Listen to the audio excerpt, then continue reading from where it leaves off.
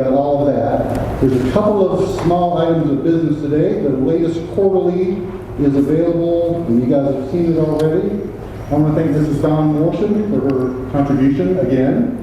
Thank you, Don.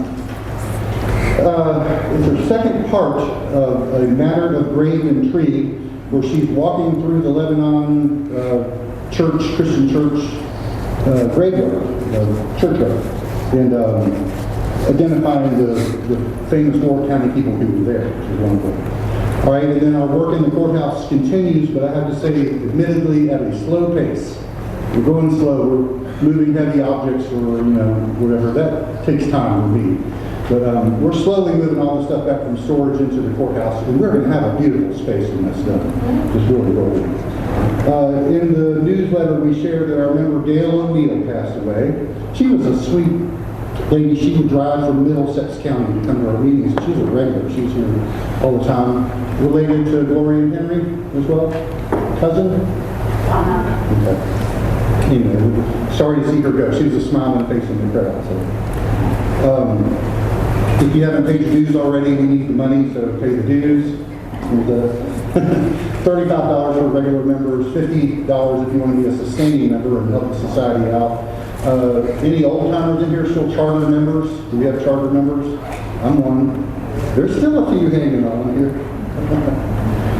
They get a break on their dues because they've been here a long time. We said back in the day that we were going to cap their dues. Anyone who joined when we started as the Ward County Historical Society person. All right, and then there's a reminder that our next meeting, May 21st, third Wednesday always, will be at Lee Hall Depot, not here, so don't come here. Lee Hall Depot with Michael Moore, which should be very interesting. I kept my remarks very light today, so that's pretty much it. Man walks into a bar. And obviously he's inebriated. He stumbles into the bar. And he said, bartender, a round for yourself and a round for the whole bar. And the bartender goes, okay, that sounds good. He pours all the drinks, everybody drinks. They cheer, they're happy and whatever. The bartender comes to him and says, here's the tab. He says, I forgot my wallet. And the bartender is a little upset about that and physically throws him out of the bar. The next day, he shows up again, inebriated as ever. Goes in the bar. Bartender, drink for you, drink for the whole bar.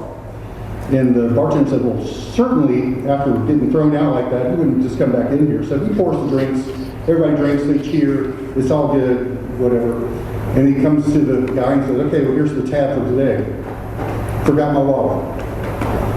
The bartender's really mad at this point, so he just literally just whips his butt and throws him out the door again. But the third night, the same man, inebriated, stumbles into the bar. He says, bartender, a round for the whole bar. And the bartender's looking and says, incredulously, he says, what, none for me? He says, no, you get kind of violent when you drink. Well, that's my knock. All right, so let's go to our speaker today, Mr. John Erickson, Executive Director of St. Luke's Historic Church and Museum. I believe John's role includes education. We look forward to his comments. If you would, John, start off a little bit about yourself. Thank you very much. Thank you. Can you all hear me? Oh, sir. Mic's on? The one over there. Wait, want me to use this? You got that one on? Right there. Yeah. Well, good afternoon, everyone. Thank you very much for this invitation. It's not to disparage any other places that ask me to present, but I often get asked to speak for 15 minutes, and after introducing yourself, you're pretty much sitting down. So thank you for giving me a little bit more time than that for this. So as we approach the anniversary this Saturday of the shot fired round the world, as Ralph Waldo Emerson dubbed it in 1837 with the battles of Lexington and Concord, you'll hear a lot about causes of the American Revolution. Things like taxes, representation, writs of assistance, which allowed magistrates to invade your home without warrant, And I'll talk a little bit about the Quebec Acts. But what I'm interested in is influences, inspirations. To rebel against the mother country in the last quarter of the 18th century was no small thing. And while Mr. Jefferson might be inspired by Jean-Jacques Rousseau, John Locke, Algernon Sidney, Farmer Jones from Warwick County is not inspired by those authors. If he owns a book at all, it will be the Holy Bible. And propagandists like Thomas Paine, that we'll talk about, certainly understood this.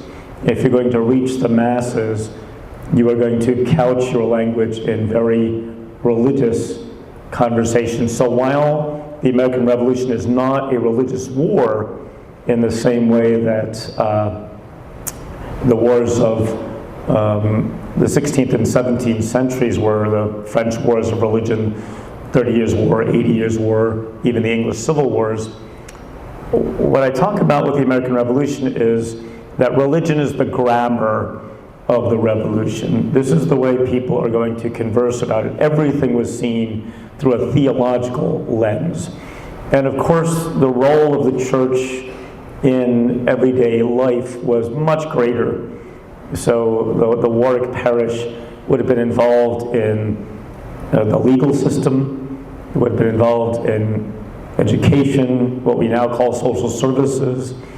The government and the church were one and the same, at least if you were part of the Church of England. So it's kind of hard for us to imagine that, because we very much compartmentalize religion now to the weekends, and universities have their history departments and their religion departments, and they don't converse with each other, but they really should, because you can't understand the colonial period or the early American Republic without understanding the role of religion. It is central to the story. So a huge influence for me on this topic was my friend Spencer McBride, who is a brilliant historian who wrote a book called Pulpit and Nation, which I very much commend to you. And while Spencer and I disagree on a few small notes, he certainly was a large influence for this presentation, and I thank him for that. And if you'd like to hear, I have a podcast with History from the Old Brick Church as the title. A couple of years ago, I interviewed Spencer about this topic. So he does not afford religion as central a place in the story as I do, but he talks about the increased role of chaplains in the Revolutionary Army, and certainly the role of religion with the Second Continental Congress. The first place we have to start is right at the beginning. When the English come over again in 1607, and I should emphasize again, my friend Mark Summers over at Historic Jamestown will tell you that indigenous people seeing these three ships coming to the James River, their response wasn't, "Who are these people?" Their response was, "Oh, them again." Because of course we had failed colonies, and we had fishermen fishing up and down the coasts of, kind of fading out of me here, off the coast of New England for years. So they were not strangers. But when they come over in 1607, they bring with them a chaplain, Robert Hunt. And Hunt was an interesting character because in the 17th century, there was a lot of religious rivalries in England. We had the established Church of England, but we also had many other dissenting groups, what we generically call Puritans and separatists, what 19th century people dubbed as pilgrims. They were coming to Virginia earlier than they went to Plymouth, especially in my area over in what's now called Isle of Wight County. So they bring these rivalries with them. And we know that now from archaeology, that one of the graves that they found at the Wattle and Dobb Chapel in Jamestown had a reliquary, a Catholic object, on the grave of Gabriel Urcher. So all the things that are causing conflicts, bloody conflicts back in England and over on the continent are happening right here in Virginia as well. And so we oftentimes hear the suggestion that all the religious people were up in Massachusetts. That's hardly the case. Here in Virginia, the Constitutions and Canons Ecclesiastical of 1604 would have been posted in every church building, and non-compliance would get you excommunicated, which meant not only severing you from your church, but from your ability to vote or hold public office. There were also laws called the laws divine, moral, and martial, which had punishments even for... Is the one in your Yeah. turned on? Let me try that.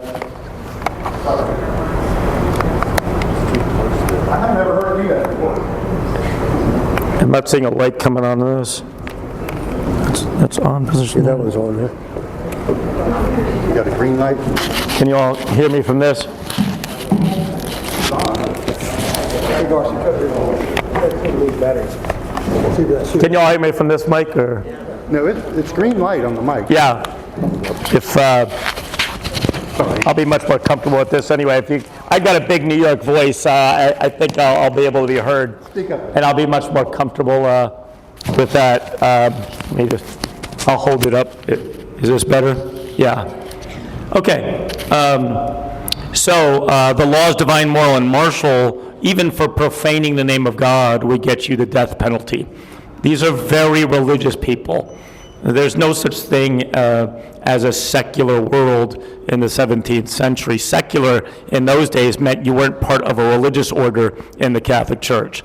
The idea of being non-religious was virtually unthinkable, though there were atheists at the time.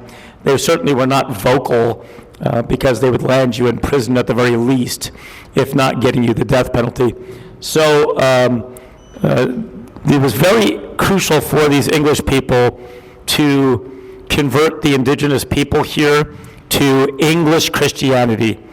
Remember that the Spanish, the Portuguese, even the French are in Central and South America long before the English take root here in North America, and they're bringing with them Jesuit priests, and they are converting indigenous people in those places to Catholic Christianity. Well, Catholic Christianity was anathema to English people, and they wanted to have their foothold in not only control of land, but also the control of people's mindset, to convert to what they consider to be true Christianity. You know, every group of Christians thinks theirs is the true one, right? So this was very important to them. That's why Robert Hunt came over. But unfortunately for them, I suppose, since they couldn't get along with each other, as we see over in Jamestown, as Gabriel Archer very likely tried to kill Captain John Smith, the gunpowder accident that took place is seen by Mark Summers, my friend, very much as an attempted assassination, which strangely enough saved John Smith's life because he went home to England and everybody back here was starving to death. But it's important for them to promote this Anglican version of Christianity. And so the role of the church is very central. Now there were, as I mentioned, these dissenting groups, but you couldn't vote or hold public office unless you were in good standing with the established Church of England. And early on, they were a little bit more tolerant of dissenters. But by the 1640s, we're going to see Governor Barkley pushing out any of this dissenting leadership from the area, and they imposed use of the Book of Common Prayer. You could actually go to prison for presiding at a baptism or a wedding without use of the Book of Common Prayer. So this needs to be in the background. They're thinking back on these events in the late 18th century the way we think back on the First World War. It's still in our corporate memory, right? My grandfather gained his citizenship in World War I, so it's not so long ago, even though it's more than a century ago. So that's what it's like for them. They're remembering the wars. They're remembering the carnage from these religious conflicts. So it's very much central to their understanding of the world. When they came over earlier in the 16th century, we get this character of Richard Hakluyt, and he puts it very dramatically here. He says, "No greater glory can be handed down than to conquer the barbarian, to recall the savage and the pagan to civility, to draw the ignorant within the orbit of reason, and to fill with reverence for divinity the godless and the ungodly." Notice for him, to be civilized was to be English. To be anything other than English is to be savage. When we see the brutality against the indigenous people, we have to question definitions of civility. But you can see and hear the religious motivations that were certainly present even before with what we call the Lost Colony. But a huge influence is going to be these religious wars. It begins with the French Wars of Religion. The Calvinist movement was taking root in France, especially amongst the nobility. Originally, there was some ideas of toleration, but eventually it's going to break out into massacres.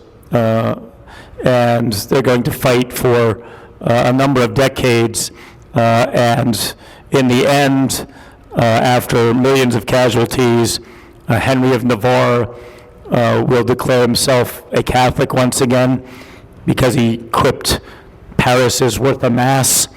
He was very politique, as they would say, and they had toleration for a time until the 18th century, when Louis XIV revokes the Edict of Nantes, and we go back to persecuting Protestants again.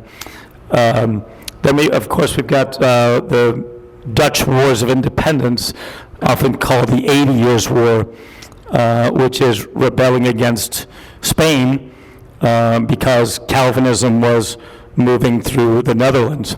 And the big one, the 30 Years' War, which begins when some Lutherans threw out some Catholic emissaries in Prague out the window, what we call a defenestration, which is the 30 Years' War, which was a massively violent conflict that embroiled all of Europe, with the exception of England, although they teasingly get in a few small skirmishes, but they largely avoided it. But the casualties are in the millions.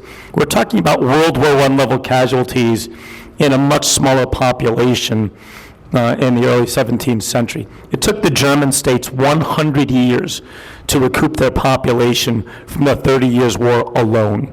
So we had places like Magdeburg, 90% casualties. And we're not talking about standing armies. We're talking about men, women, and children.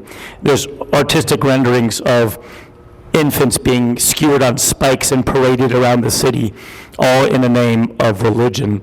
And so all of this is very much in the ethos of these 18th century people who are thinking about what's the role of religion in government. And the French kind of start out thinking about the idea that toleration might be in their best interest because it helps keep down rebellion.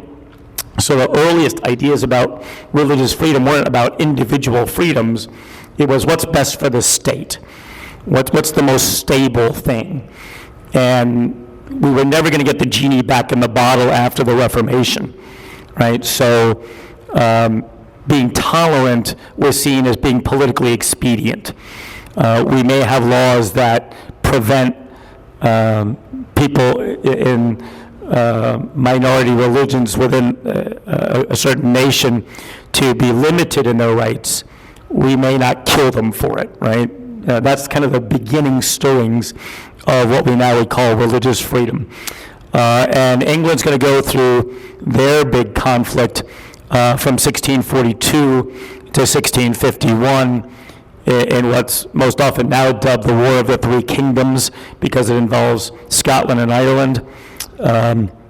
Charles I, who was not nearly as savvy as his father, James I, is launching reforms throughout England under Bishop Laud, and it's going to really anger the more Puritan factions, and it breaks out into civil war, and it's going to lead to a regicide, the killing of Charles I in January of 1649. We'll get a time where we have no king, where we have the Commonwealth government, eventually dubbing Oliver Cromwell as the Lord Protectorate. And he was very tolerant of a lot of groups. His massacre of the Irish was not religiously motivated, it was politically motivated. And he brings back the Jewish population to England for the first time since 1290.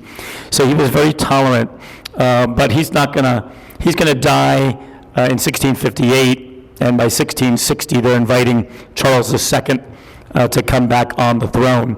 And he's gonna be the last real ultimate ruler in England, and when his brother James II declares himself openly Roman Catholic, they're not too excited about that. So we're going to replace him with William of Orange from the Netherlands and his English wife Mary.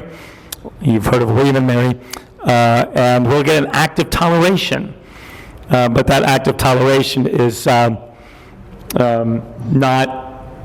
thorough. It's not going to include people like the Catholics. So you can see all these different groups of dissenters here in England. For whatever reason, the English were just ripe for factionalism. And these are just a small group of the strange names of some of these groups. The Brownists are what you think of as pilgrims. They call themselves the Ancient Church. And they're the ones going to the Netherlands and then coming over here to North America. Diggers and enthusiasts, Fifth Monarchists, and Levelers. These were really radical groups that are reminiscent of much later movements, kind of like socialism, communism is coming up in some of these religious groups. So England just kind of takes off in this strange, very fractured Reformation movement. So we get, as I mentioned, I forget, the Monmouth Rebellion was the attempt of Charles II's illegitimate son trying to overthrow his uncle because of the rivalry between Catholics and Protestants. He fails, and they're going to execute him. It's going to take about 10 blows of the axe to sever his head, purposefully done. But 3 years later, we're going to have the Glorious Revolution, which is going to now suggest that the religion of the realm will be the religion of the ruler.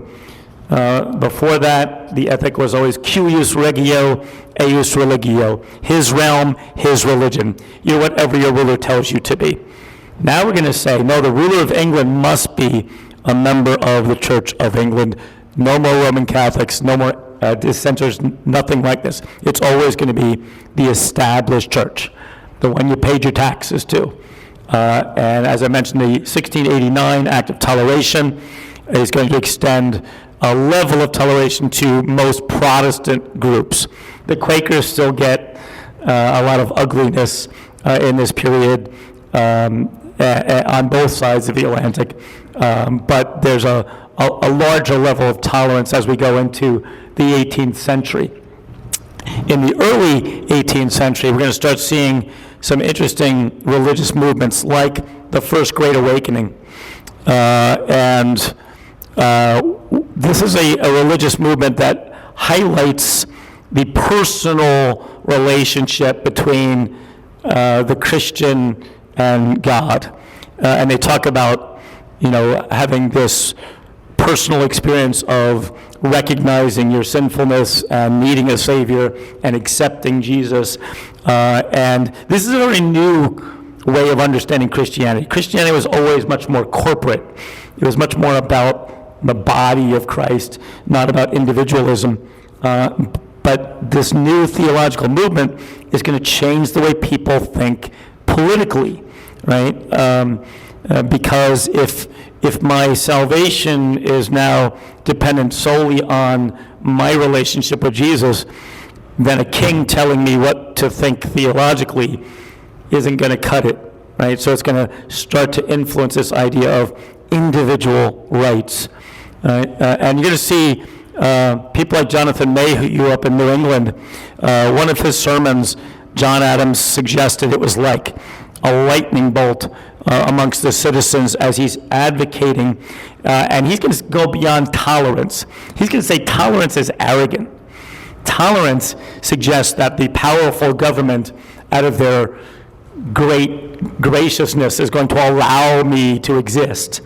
And he says, no, not tolerance, but true freedom. Every individual should be permitted the right to understand their relationship with God as their conscience dictates, not as the government suggests. This is a very, very radical idea. The idea of religious freedom, the way we understand it today, was unthinkable anywhere in the world. So these are very, very new concepts, and these sermons are going to have a huge impact, especially amongst the common people, but even amongst some of the more elites like John Adams, who references that. I love this political cartoon. No bishop ever came from England to the shores of North America, which was a little short-sighted because you couldn't create clergy over here because you have to be ordained by a bishop. And in the 18th century, in the 1760s in particular, there was a notion in Parliament that maybe, these upstart colonists are getting a little too big for their britches, and maybe we should send some bishops over to straighten things out, right? And especially up in New England, they are on fire against this idea, because in New England in particular, these dissenting groups, these Congregationalists who are the Puritans, they have been given a measure of freedom to practice their faith without government interference. And this political cartoon shows a bishop theoretically, getting off of a ship in New England, and the crowd is pushing him back, and the little balloons are showing that they're waving Calvin's Institutes and John Locke, who's very much advocating for religious freedom.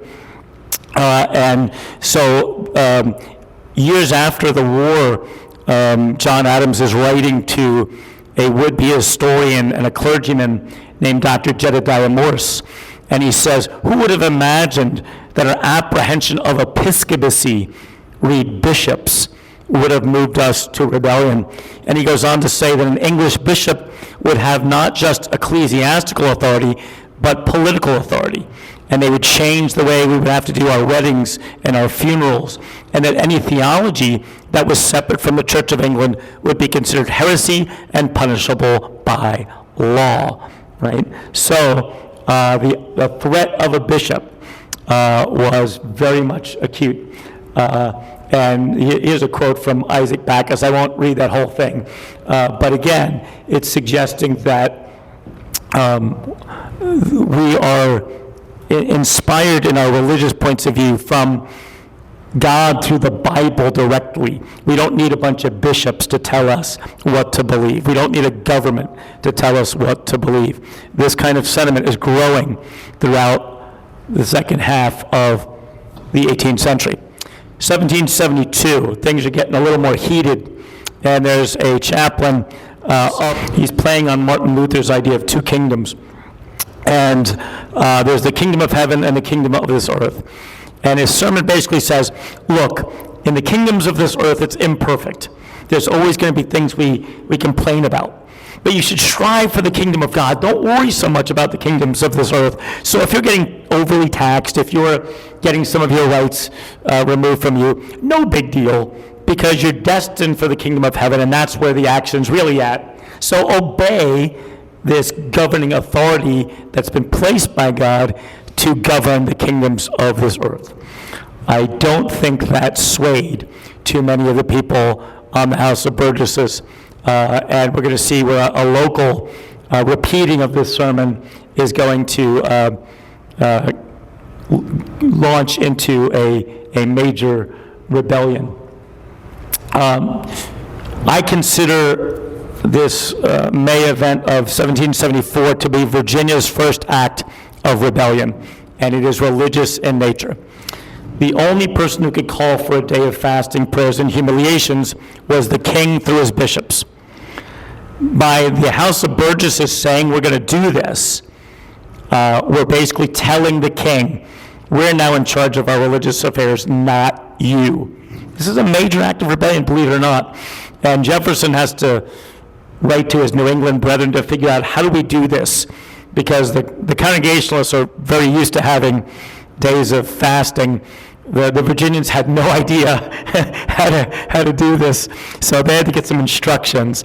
But they're going to call for this, and it's this idea that perhaps our sufferings are some kind of judgment of God against us, and therefore by fasting and praying, and the idea of humiliations to basically say, we prostrate ourselves before you, Lord. Maybe you'll lift our sufferings. But understand that this is a political movement here, and we'll see the Continental Congress will do the exact same thing. The Quebec Act was another one of these things. We hear so much about the Stamp Act, the Sugar Act, the Tea Act, these other so-called intolerable acts. The Quebec Acts are going to be enormous for the people in the lower 13 colonies because the 7 Years' War, what we over here called the French and Indian War, had promised land to colonial militias who fought against France. And this is all up in the Ohio River Valley area. And the British are going to renege on this.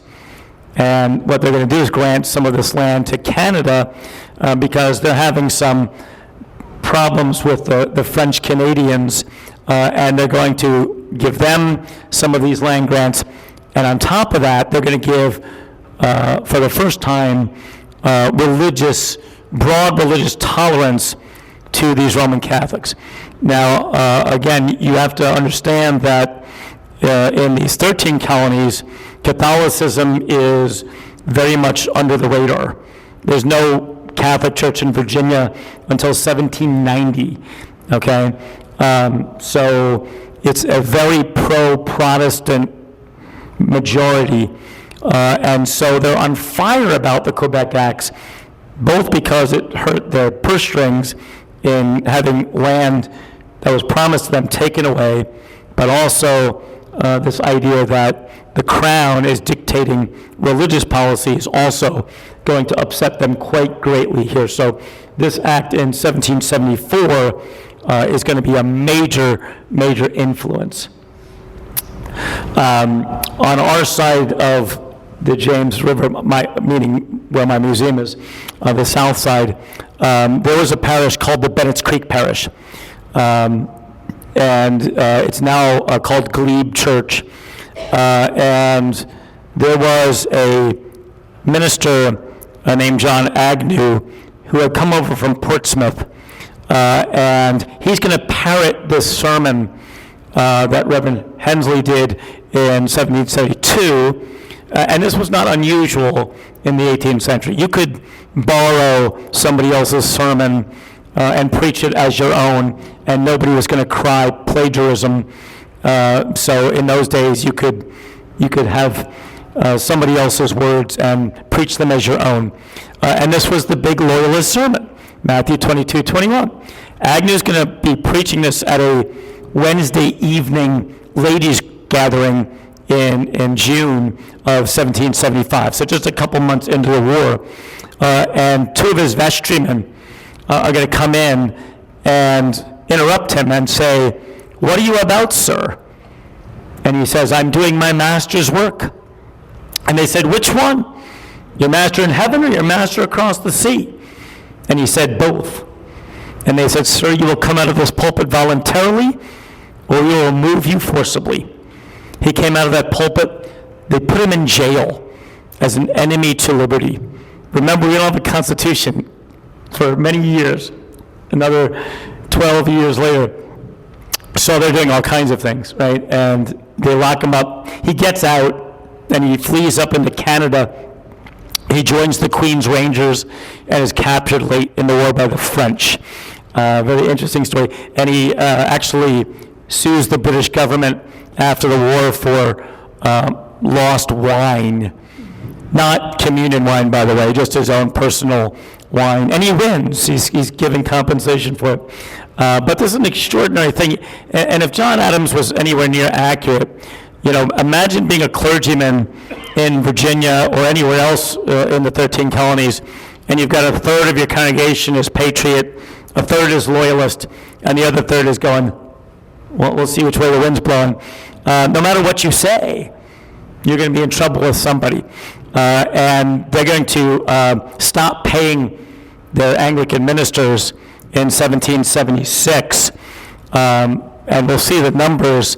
That must have felt like a big slap in the face to many patriot Anglican ministers. Most of them were patriots, not loyalists.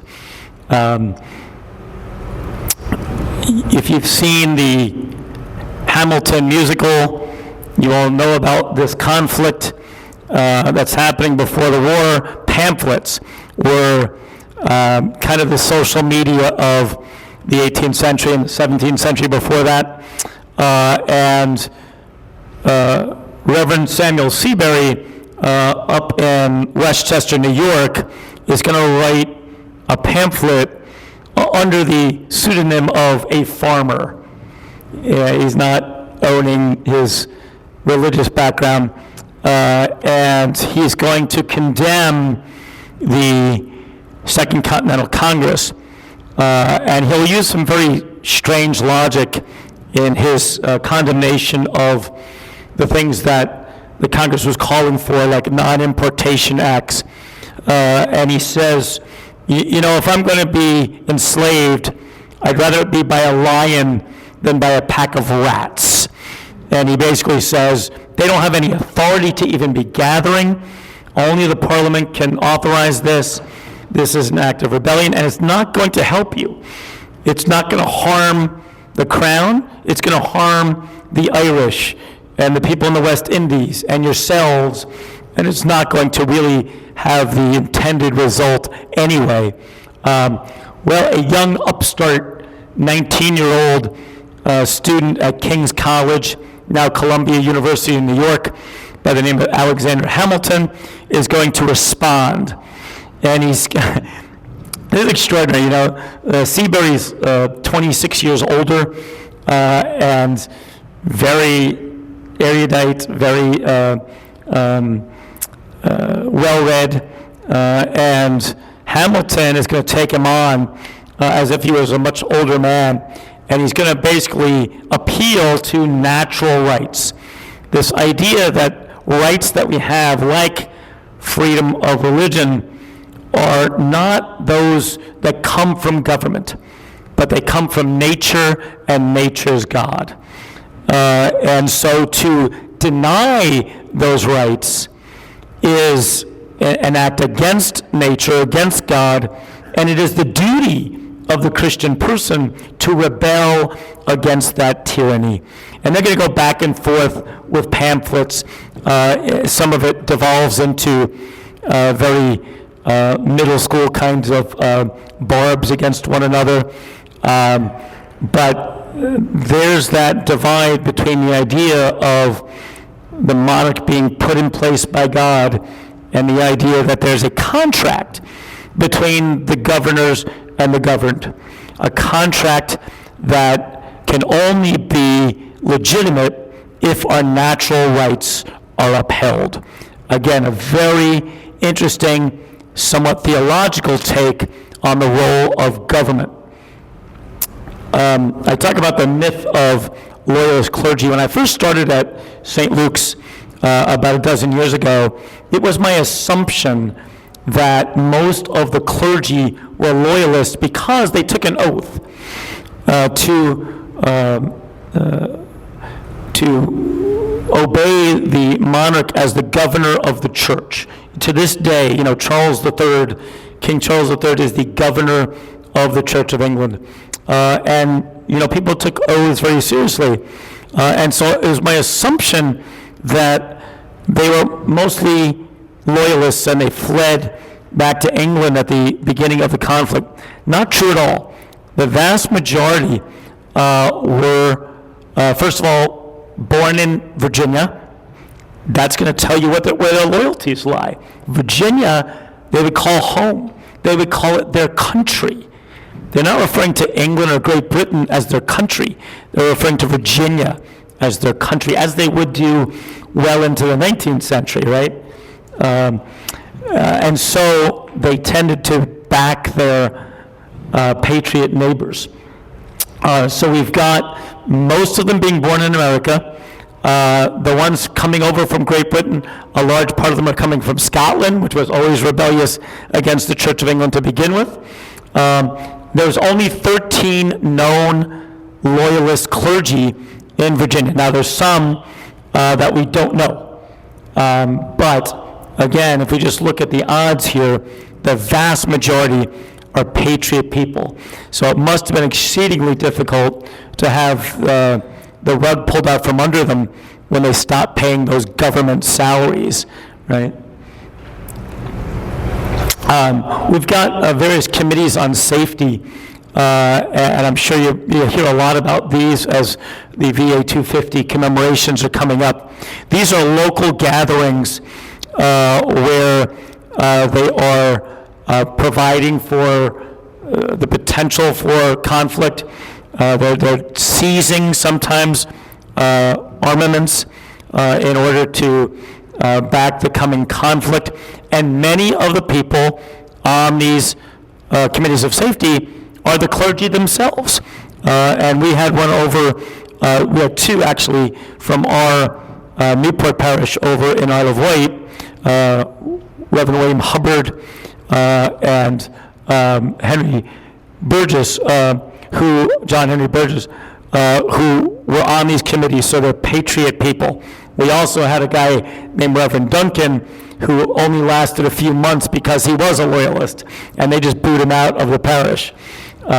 So we see clergy very actively involved in the patriot cause from very early on. And Hubbard signed a document along with the Burgess members in 1774 condemning the British closing of Boston Harbor. He affixes his name along with the Burgesses, along with 11 other clergy from the Church of England. Oh, this guy, Thomas Paine. Interesting fellow. Thomas Paine was what we call a Marcion. Marcions were people that did not believe that the Hebrew Bible, what Christian people call the Old Testament, was inspired scripture. So he doesn't believe in the Old Testament at all. He thinks it's just folklore, and the New Testament's what you ought to be paying attention to. But ever the propagandist, this guy is going to basically preach a sermon in this work common sense, basically on the Exodus. But he's going to talk about, if you read the Hebrew Scriptures, God doesn't immediately put kings in place. They're begging for one, and he says, well, no, maybe we'll give you some judges and see how that goes. And that doesn't go well, and they keep begging for a king, and God eventually relents and we get Saul, and that doesn't go well. And other than David and Solomon, we get a long line of problematic kings that the people of Israel were very upfront about, exposing their foibles and their idolatries. And what Thomas Paine concludes from all this is that all the miseries of the world, especially wars, are the fault of kings. It's just a bad idea. He basically says, look, the Bible itself is going to tell you that kings are miserable, and he's going to suggest that if we didn't have kings, we wouldn't have conflicts. We wouldn't have wars. Now, is that historically accurate? Heavens no. But why let facts spoil the beauty of a thing? He's a propagandist. He wants to win over Joe the farmer to this cause. He's not going to do that with John Locke. He's going to do that with the Bible. And this work is going to take off. This is going to convert more people to the patriot cause than any other writing of the period. And he's something of an anarchist. He's a very strange individual, but his writing is very influential, if not historically accurate. When the Continental Congress convenes, the first thing they're going to debate is whether to have a prayer. And it might seem to us like, why was that such a big deal? Well, remember that we've got the most religiously diverse continent on the planet at the time. Who's going to offer the prayer? Is it going to be one of those Church of England guys that the New Englanders will be opposed to? Is it going to be somebody that the Quakers in Pennsylvania are going to be upset about? Well, they pick a guy named Jacob Duché, who's an Anglican minister at Christ Church in Philadelphia. Maybe you've been there. It's where Benjamin Franklin's buried. And they choose him because everybody liked him, because his prayers were very pro-patriot. So they thought, oh, he's one of us, and we'll let him pray. Well, it's funny that he winds up turning tail when the British occupied Philadelphia in 1777. All of a sudden, he was a good loyalist again. And they boot him out of the country. He has to go back to England, and they don't allow him back to Philadelphia until he's an old, dying man to be buried back at Christ Church. But very interesting about, again, these religious sentiments flowing through the Continental Congress. Chaplains are going to have a much larger role in the Patriot Army than they do in the British Army.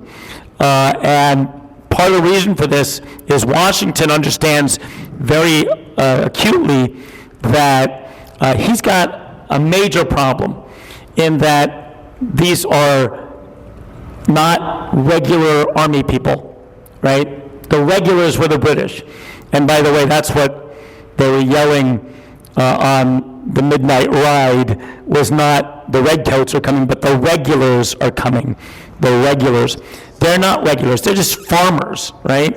And they'll sign up for 6 months. Well, Washington's got to keep them on the field, so he's going to use chaplains to do this. And basically, again, these kind of sermons are going to say, it's your duty to God to throw the tyranny of the British crown. It's also going to help with keeping good conduct, as some of the correspondence that was going on to the Continental Congress suggested there was outbreaks of the French disease. I imagine you know what that was, right? Some ladies of ill repute mixing with these non-regulars. So the sermons are going to be about behaving yourself, right? Not drinking to excess, not collaborating with these ladies of the evening. They're going to change codicils in the Book of Common Prayer that have prayers for the monarch. And there's Bruton Parish up in Waynesburg has a copy of their Book of Common Prayer, and it shows them scratching out the prayer for the king and having a prayer for the Congress instead. And they're going to start to give much more tolerance to churches of the non-established group, right?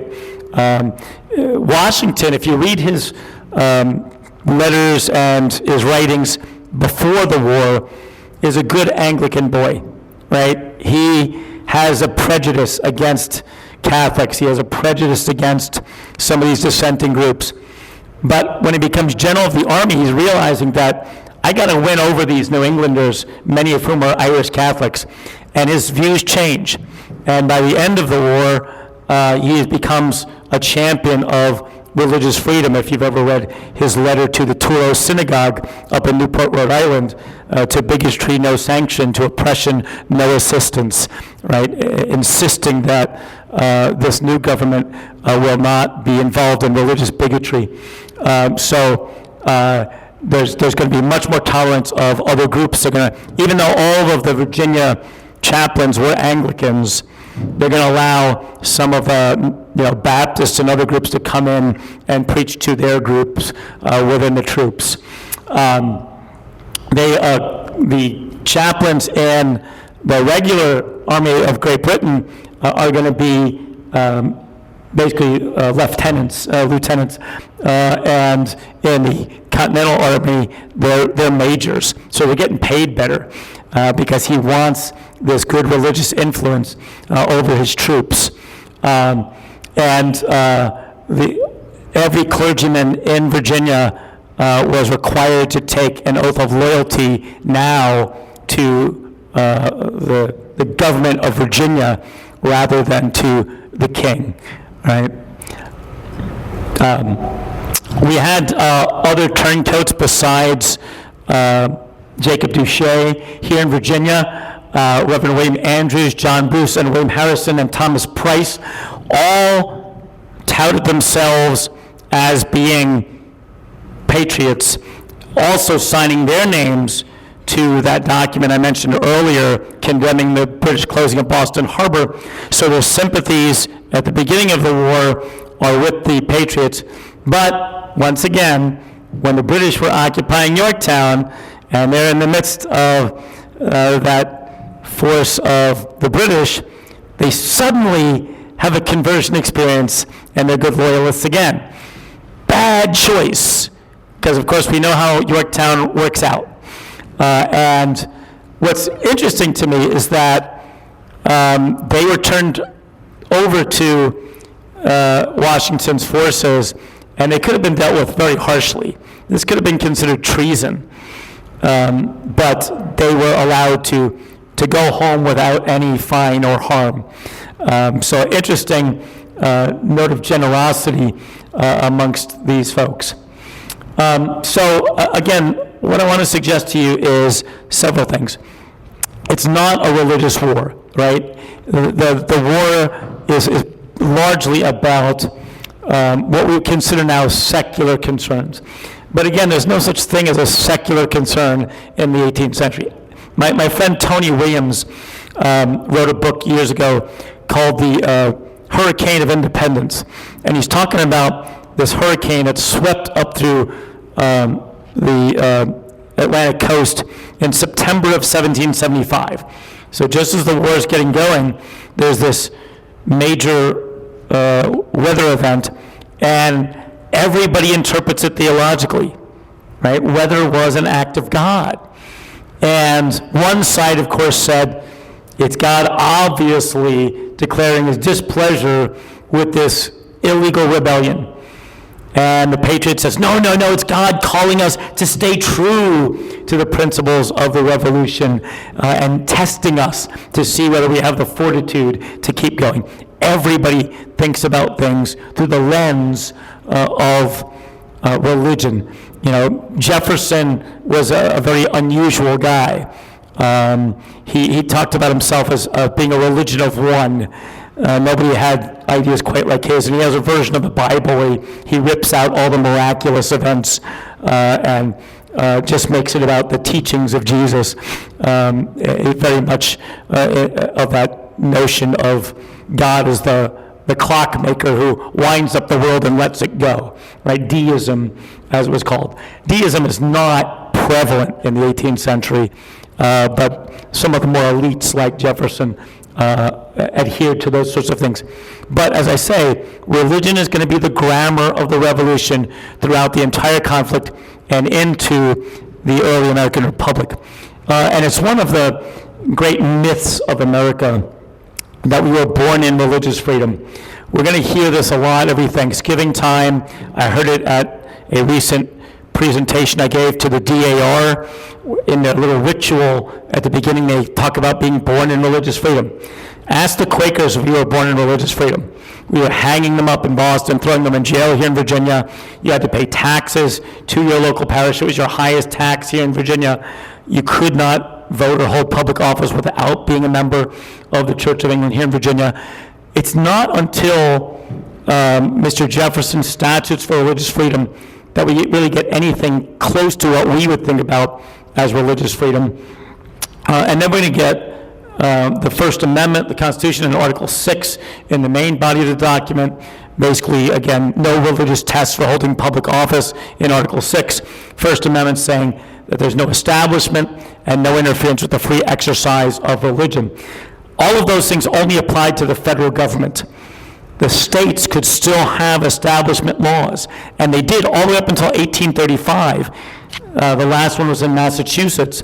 The Congregationalist Church was the established church. It's not until the 20th century Supreme Court is reflecting on the 14th Amendment, and they're hearing anti-establishment cases, that they came up with this concept of the incorporation doctrine, which links the first 10 amendments of the Bill of Rights to the states as well as to the federal government. And we get a lot of interesting cases coming up, Texas, Louisiana, Oklahoma, that are passing laws saying you have to post the 10 Commandments, teach the Bible. The 20th century Supreme Court already ruled on those things in saying it's a violation of the First Amendment.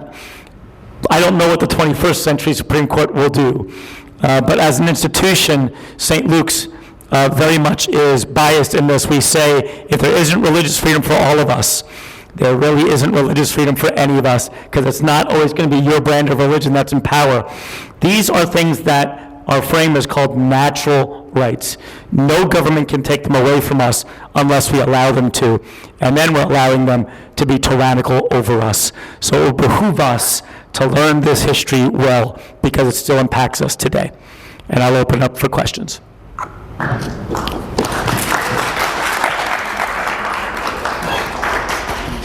Yes. Do you have any brief thoughts on how disestablishment and separation affected slavery? That's a great question. That's a wonderful question. First of all, you can't talk about religious freedom and have chattel slavery. It's oxymoronic. I heard a great presentation from a gentleman up in Newport, Rhode Island. And Newport loves to talk about they're the most religiously tolerant colony and everybody's free. Well, no, they had chattel slavery in New England as well in the 17th century. And the first thing you're going to do with an enslaved person is eliminate their culture, their language, their religion. So religious freedom is certainly can't coexist with slavery. It just doesn't. It's incompatible. So disestablishment, doesn't really have much of an effect in that way. And again, as I said, even after we disestablish, people's points, their worldview is still very much a Protestant worldview. So, we have a national cathedral. We don't have a national mosque or a national synagogue. And notice it's a Protestant cathedral, right? So the power of this Protestant ethos, it still exists to this day. We've had 2 Catholic presidents, nobody outside of Christianity. This establishment is a political means to gain a consensus around the Constitution. And again, it was very limited because you couldn't tell those New Englanders that you can't have religious laws. Madison wanted it, but couldn't get it. So, anti-establishment is a very slow process, and it's a far cry from what we would today consider religious freedom. So we've got a lot of still ways to go to be truly free in the religion sphere. Was that helpful? Yes. Okay. Anybody else? Yes? So was the church more or less demanding what you were going to pay? Well, there was no federal government, so The church was it. the church is the government in the colonial days, and here in Virginia, your highest tax was the tithe. It was based on the number of adult members of your household, including enslaved people. Okay, and an adult was a 16-year-old or older. It's interesting. I had a conversation with Quakers recently as I was studying them, and many a person converted to Quakerism because they found very clever ways to get out of the tithe. And the Quakers were very honest, saying some of it wasn't so much religiously motivated as economically motivated. So yeah, there's the government and the church were one and the same.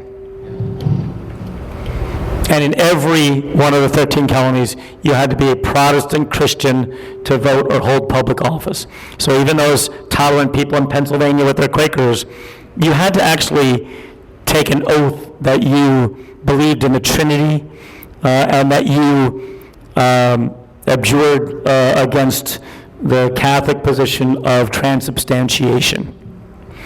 So, yeah. I just wanted to note that the Roman Catholic Church is the majority in Virginia now. Interesting, yeah. Now, I read in the Catholic Virginian that they're contemplating splitting the Richmond diocese into a new one. Yeah, interesting. So Washington is very instrumental in helping Catholicism get their roots up in Alexandria. The first Catholic church that was, official was their first building program. Washington actually gave a donation to, even though he's not Catholic, obviously, because he believed that much at that point in religious freedom. Yeah, it's interesting how those shifts take place. Very quickly, the Episcopal Church is the American version of the Church of England, but it's struggling mightily in those early days. And even at their peak, they're still a religious minority. The Baptists and the Methodists are taken off. The Methodists grow between 1776 and 1835 at 300%, while the Anglicans are going down very steadily in that period. It tells you that a lot of the unspoken soil of Virginia was different than the political reality. We talk about Berkeley kicking out the Puritan leadership, and they flee up to Maryland, and then they have a battle in Maryland, the Battle of the Severn. But still, average people, and especially the rural areas, are clinging to dissenting theological beliefs. It's why Quakerism takes off in the 1670s here in Virginia, and there were many, many Puritans and other groups that still remained, and so more what we consider more radical Reformation traditions were taking off very quickly once the law allowed it to. Did France's entrance into the war, is that through a religious lens also? Not really, no. So France is a Catholic country, and by this time, the Edict of Nantes had long ago been revoked. So they were very much a Catholic country, and we'll see that that's going to lead to their revolution in many ways too, and they become a much more secular state after that. But in their entrance to the revolution, there's really no religious connotation to that at all. We had a famous Episcopalian, I don't know if he's famous, but from Warwick County, Wilson Miles Carey was his name. Yes. Came from Warwick County, Rich Neck, born in Rich Neck, and was it St. Paul's in Richmond? He was minister of. Yeah, I think so. One of the things that he said at one time was, there are many paths to heaven, but the gentleman will choose the Episcopalian. That sounds very Anglican, yes. Yeah. His home was raided in the war and all that, and how he still was a loyalist, I don't know. Yeah, well, those sympathies run deep. Our first bishop of the Anglican tradition, the Episcopal Church here in Virginia, was James Madison, not the fourth president, but his second cousin. And he was the president of the College of William and Mary, the eighth president. And he was the rare patriot on the faculty, so he was kind of the only one left to be the president once the patriot government took over. And a brilliant man, too. He's teaching science and things even as he's bishop, because the Episcopalians wouldn't allow him much power at all. They were pretty burned by bishops, so they didn't want the bishops to have any power like they do today. All right, any more questions, everybody? Really enjoyed it. I certainly would love to invite you all to... Thank you. County Historical Society would like to give you a little something for your Christmas tree. Oh, thank you. Oh, lovely. That's really wonderful. Thank you so much. And we certainly invite you out to our old brick church on the corner of 258 and Route 10, Virginia's oldest extant church building. I got in big trouble there, being the Yankee that I am, because I debunked the myth of 1632 for that building. It's really 1686 is probably the most likely date, so that made me persona non grata. But we went by physical evidence there. But we have lots of events, and again, I would invite you to take a gander at our podcast, History from the Old Brick Church. Our website is stlukesmuseum.org, and there's an app now called Bloomberg Connects, where we have a guide on it, and you can take a self-guided tour around St. Luke's, and it has a lot of videos from local scholars that can help you take a deeper dive into the early American religious experience. Thank you very much for Thank coming you. today. Yeah, great. I think we had conflict in our issues there.